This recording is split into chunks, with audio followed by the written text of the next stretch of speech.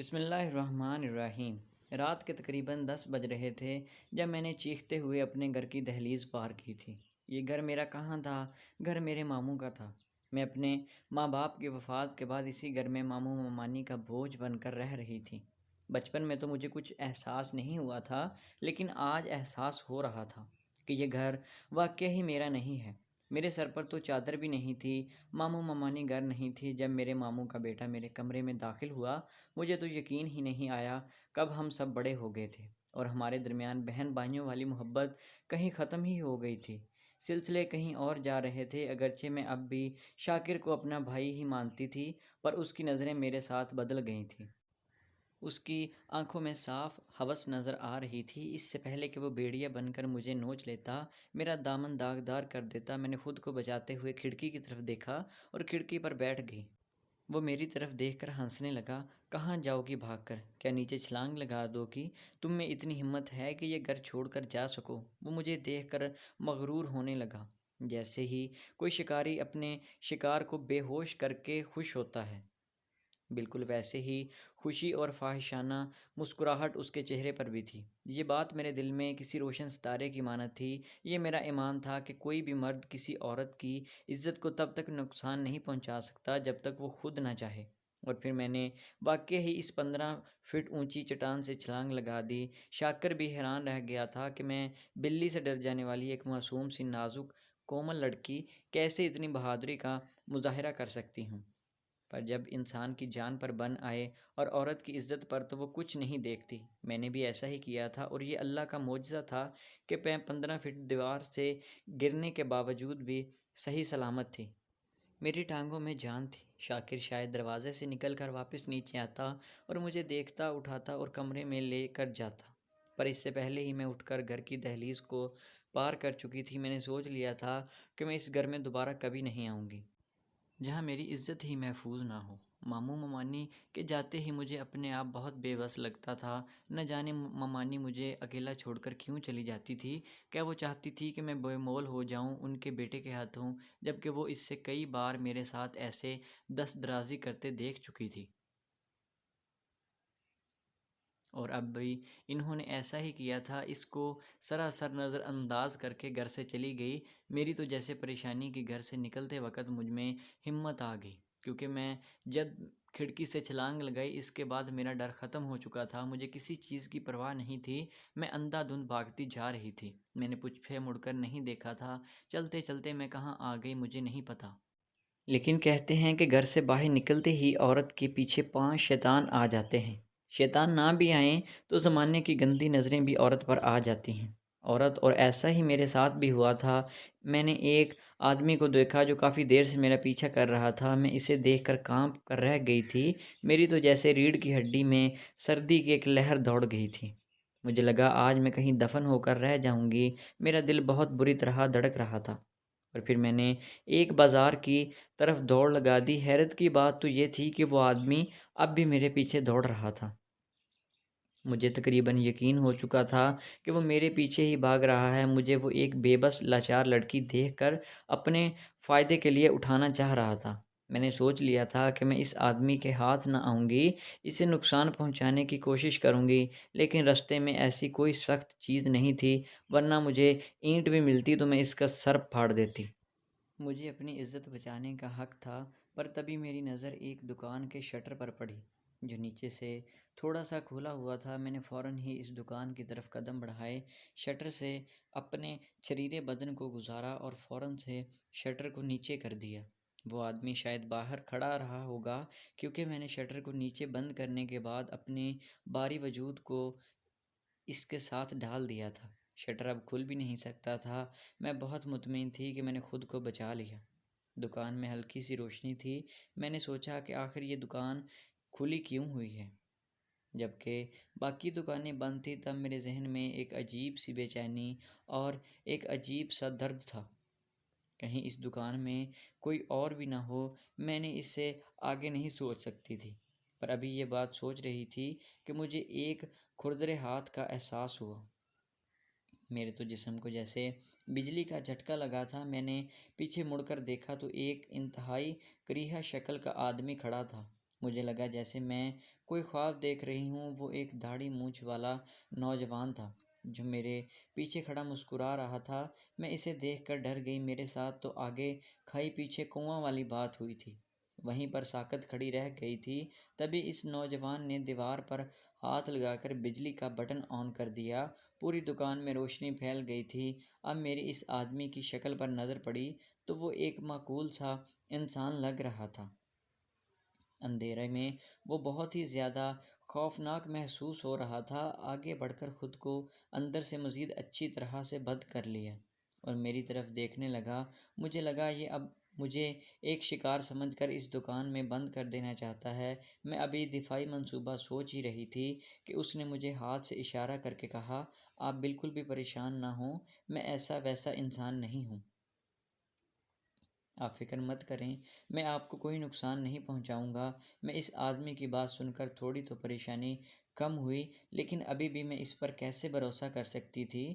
وہ ایک اجنبی تھا اور میں اس وقت ایک دکان میں موجود تھی۔ مجھے نہیں پتہ تھا کہ یہ کون ہے، کیا کرتا ہے۔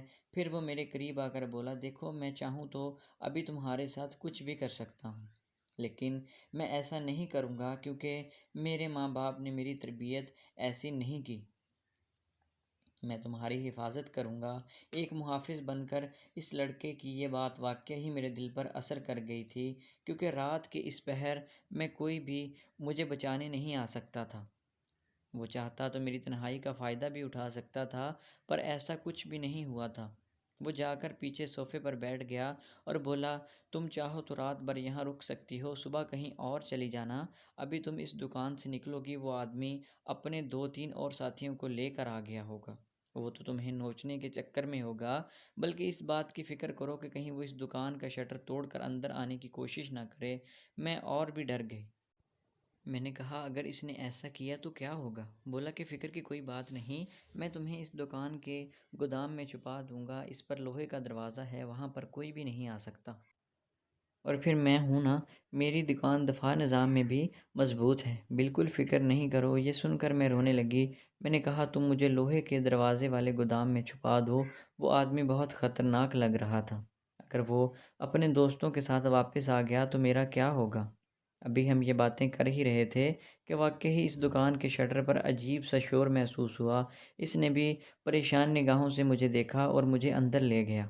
میں نے دیکھا کہ گودام میں کافی اندھیرا تھا۔ پھر اس نے مجھے اندر سے چابی اور تالے کا بھی بتایا کہ تم نے اسے اندر سے تالا لگا لینا ہے۔ دروازہ عجیب قسم کا تھا، دروازے پر دستک بڑھتی ہی جا رہی تھی۔ شٹر توڑ کر وہ آدمی اندر آنے ہی والے تھے۔ وہ بہت ہی بھوکے شکاری معلوم ہوتے تھے۔ اتنے میں دروازہ بند کر کے گودام کے اندر آ چکی تھی۔ گودام میں ہلکی سی روشنی تھی، پر میرا دم گھٹ رہا تھا۔ یہاں پر بہت سارا سامان رکھا ہوا تھا، کچھ بڑی بڑی آٹے کی بوریاں تھیں۔ میں نے ایک بوری کے پیچھے سہم کر بیٹھ گئی۔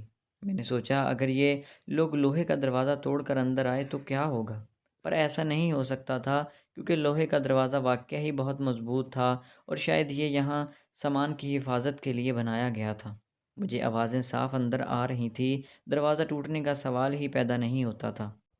اندر ایک مضبوط کنڈی بھی لگی ہوئی تھی، مگر کیا تھا؟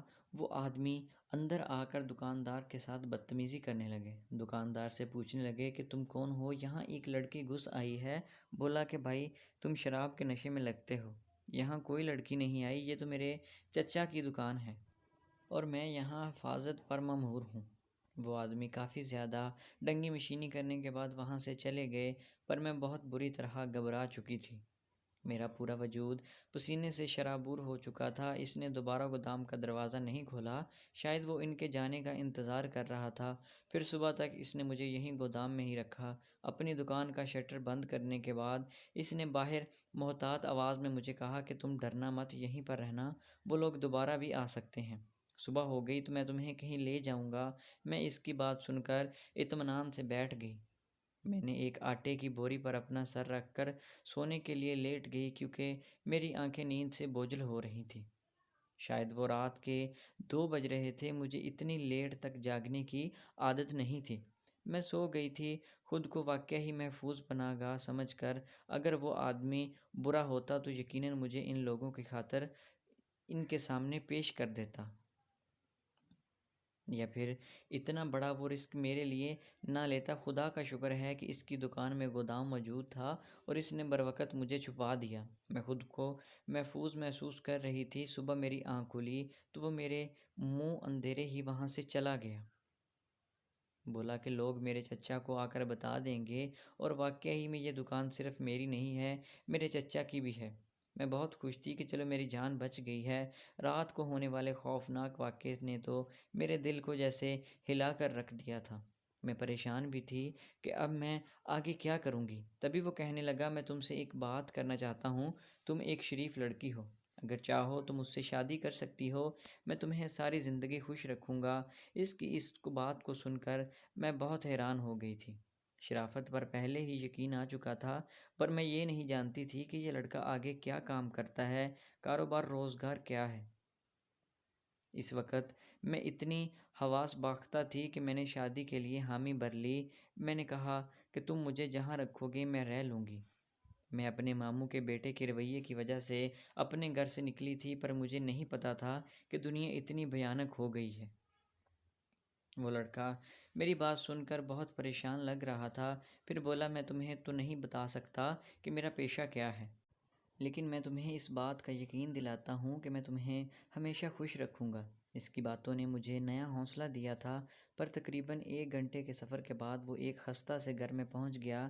یہ گھر ایک پرانے تنگ محلے میں واقع تھا۔ اس گھر میں داخل ہوئی تو مجھے بالکل بھی اپنے آپ غیر محفوظ نہیں لگ رہا تھا۔ گھر میں اور کوئی بھی نہیں تھا، گھر خالی تھا، رنگ و روغن اکھڑا ہوا تھا۔ میں نے کہا، یہ کیا ہے؟ کہنے لگا، میں بھی تمہاری طرح یتیم ہی ہوں، اپنے چچا کی دکان پر ملازم کی حیثیت سے کام کرتا ہوں، پر تم فکر نہیں کرو، میرا ایک اور بھی پیشہ ہے جو کہ بہت زیادہ اچھی کمائی دے رہا ہے۔ میں تمہیں کبھی اکیلا نہیں چھوڑوں گا، اور ہاں، اب ہمارا ایک ساتھ رہنا مناسب نہیں ہے، چلو مسجد میں چل کر نکاح کر لیتے ہیں۔ اس کی بات سن کر آنکھوں میں آنسو آ گئے۔ کہاں میں نے دھوم دھام سے شادی کرنے کے خواب دیکھے تھے، اور کہاں میں نے مسجد میں نکاح کرنے کے بعد اس خستہ سے کمرے میں رہنے کی سوچ۔ میں نے قسمت کے آگے لڑائی تو نہیں کرنا چاہتی تھی، میں مقدر سے لڑ نہیں سکتی تھی۔ میں نے اپنے مقدر کو آنکھیں بند کر کے قبول کر لیا، پر اب میرا دل بہت پریشان تھا۔ بہرحال نکاح کے فوراً بعد جب ہم وہ لوگ واپس اپنے کمرے میں آئے تو میری زندگی بدل چکی تھی۔ وہ شخص جو کہ کل تک میرے لیے ایک انجان آدمی تھا، اب میرا شوہر بن چکا تھا، اور میں اسے دیکھتی تو سوچتی کہ میری آگے والی زندگی میں کچھ نہیں جانتی تھی، لیکن پھر زندگی ایک نیا باب شروع ہو گیا۔ وہ دن واقعی میں بہت خوبصورت تھا۔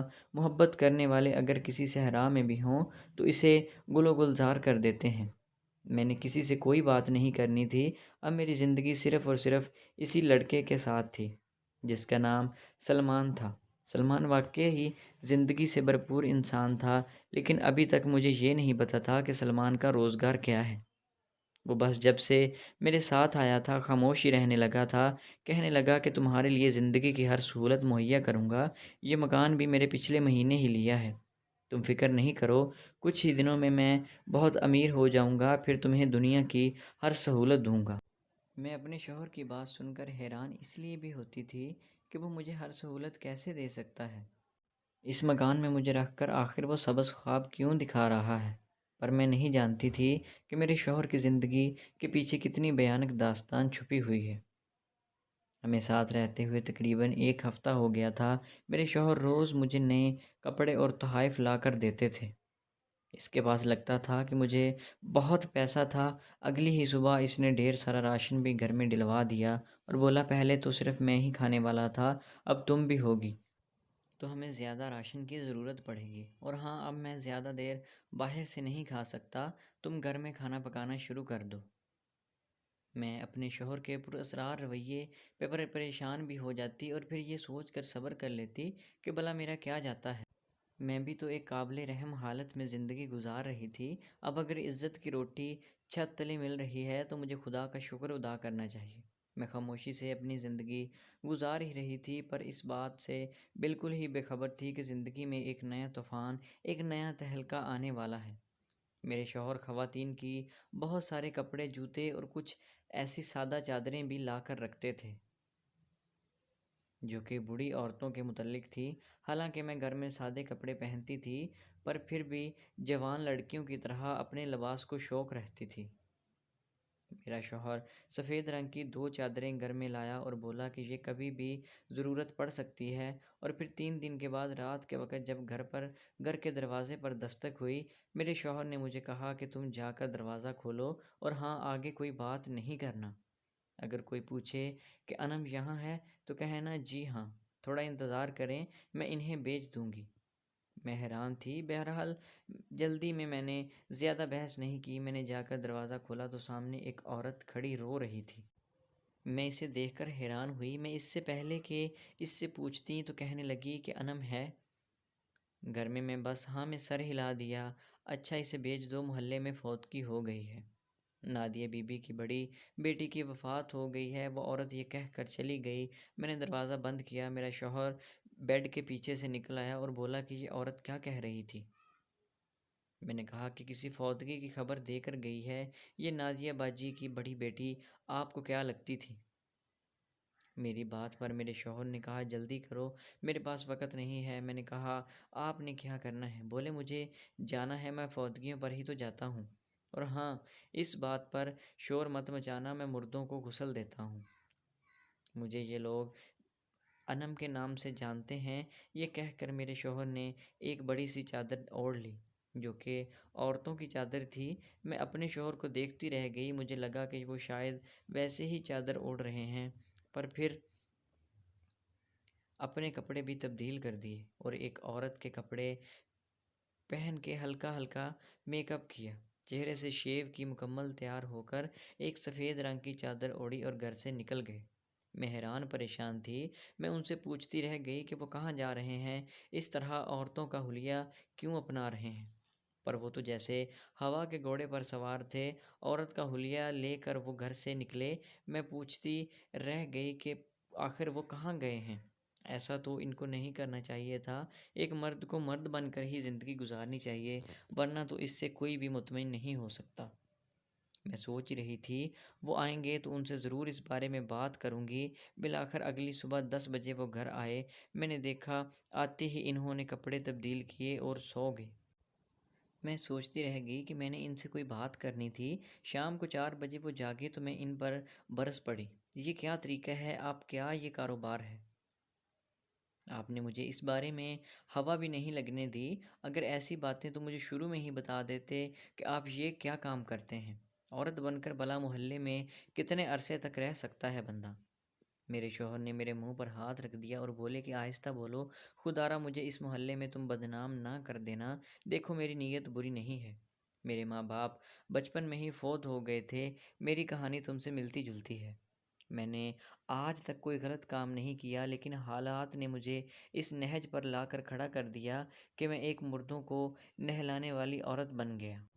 میں نے یہ سب کچھ اپنی مرضی سے شروع نہیں کیا تھا، بلکہ مجھے ایک عورت نے ہی اس مقام پر پہنچایا تھا۔ میں نے اس عورت کی خدمت کی اور جب وہ بوڑھی تھی اس کا بہت زیادہ خیال رکھا۔ خدا جانے کہ بس اب میری زندگی میں یہ سب کچھ کتنی دیر تک لکھا ہے، پر میں اسی سے روزی کماتا ہوں، اور عورتیں مجھے زیادہ پیسے بھی دیتی ہیں، کیونکہ میں نے آج تک کسی عورت کے بارے میں کوئی بات کسی دوسرے سے نہیں کہی، اور میں اپنے کام سے کام رکھتا ہوں، پر عورت کا روپ دھارنا میری مجبوری ہے۔ اپنے شوہر کی یہ باتیں سن کر مجھے بہت غصہ آیا۔ میں نے ان کو خوب لعن طعن کی، کہا کہ آپ کو شرم نہیں آتی ایسی گھنونے کام کرتے ہوئے؟ عورت کو ایک مرد غسل نہیں دے سکتا، یہاں تک کہ اگر مر جائے تو اس کا شوہر اسے غسل بھی نہیں دے سکتا، تو آپ یہ کیسے کہہ سکتے ہیں کہ آپ کا یہ کام کرنا درست ہے؟ میرا شوہر میری باتیں سن کر مجھ سے معافی مانگنے لگا، بولا دیکھو یہ بات میں نہیں جانتا تھا، میں نے تو سب کچھ روزی کے لیے کیا ہے، اور یقین کرو میں غسل کہاں دیتا ہوں، میں تو بس مردے پر پانی ہی ڈال کر واپس اپنے کام کو پورا کرنے کی کوشش بھی نہیں کرتا، بس میں مردے کے جسم کو گیلا کر دیتا ہوں اور پھر انہیں کفن پہنا دیا جاتا ہے۔ میں اپنے شوہر کی بات سن کر بہت پریشان ہوئی تھی۔ میں نے سوچا کہ زندگی میں اتنا بھیانک اور گھنونا روپ بھی کسی کا دیکھنا پڑے گا۔ میرے شوہر نے کہا کہ وہ غسل کے فرائض بھی پورے نہیں کرتے، بس مردے کے ہاتھ پاؤں گیلے کر کے وہ یہی تاثر دیتے ہیں کہ میں نے غسل دے دیا ہے۔ یہ تو دوہرا گناہ تھا، ایک تو یہ کہ مردے کا غسل مکمل صحیح طریقے سے نہیں ہو پاتا تھا، اور دوسرا مسئلہ یہ تھا کہ میرا شوہر مرد ہونے کی حیثیت سے کسی عورت کو غسل نہیں دے سکتا تھا۔ مجھے بہت دکھ ہوا، میں نے اپنے شوہر سے اس بات کی کھلے عام شرط رکھ دی کہ اگر آپ نے یہ کام نہیں چھوڑیں گے تو میں آپ کو چھوڑ دوں گی، پر کہتے ہیں نا کہ مرد کے سامنے عورت ہمیشہ بیوقوف ہوتی ہے۔ میرے شوہر نے اس وقت میری بات مان لی، میں بہت خوش ہو گئی، لیکن پھر جیسے ہی دن گزرا اور رات ڈلنے لگی، میرے شوہر نے مجھے پھر منا لیا، بولے کہ دیکھو میں اس طرح تمہارے پاس رہوں گا، اگر کوئی اور نوکری کروں گا، دن بھر گھر سے باہر مجھے رہنا پڑے گا، ایسے میں کیا کروں گا؟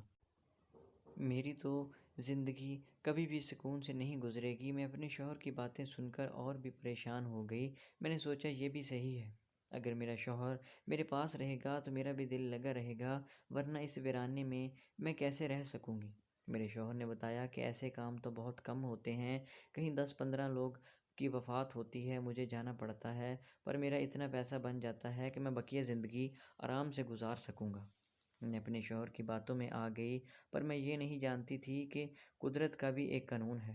بھلے میں اپنی طرف سے اپنے شوہر کو معاف کر دیتی، ایک دن رات کے وقت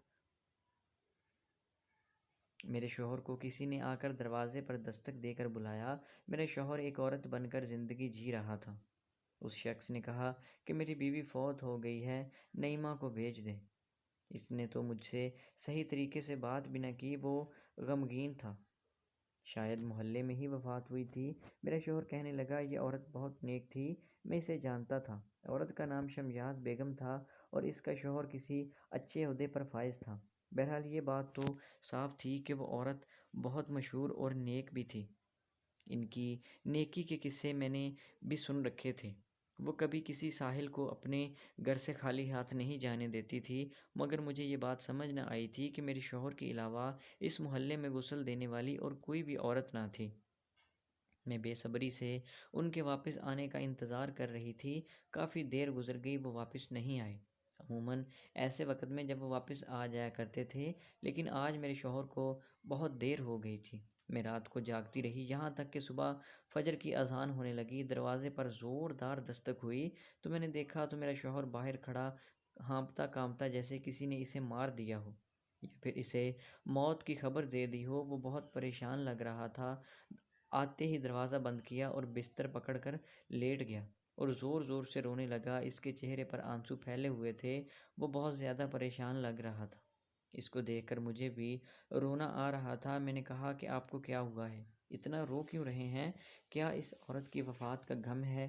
بولے کہ ایسا مت کہو، جو ہوا مجھ سے وہ بہت بڑی غلطی تھی۔ میں نے دیکھا میرے شوہر کو سخت بخار آ رہا تھا، میں ان کے پاس جا کر بیٹھ گئی، میرا ہاتھ پکڑ کر بولے کہ میرے ساتھ رہو، خدا کے لیے مجھے کبھی چھوڑ کر مت جانا۔ مجھے میرے شوہر کی بے چینی سمجھ نہیں آ رہی تھی، یہاں تک کہ میں نے ان کے ساتھ بیٹھی رہی۔ فجر کی اذان ہوئی، پھر میں نے نماز پڑھی، اس کے بعد میرے شوہر نے نماز پڑھی۔ آج ان کی پریشانی حدوں کو چھو رہی تھی۔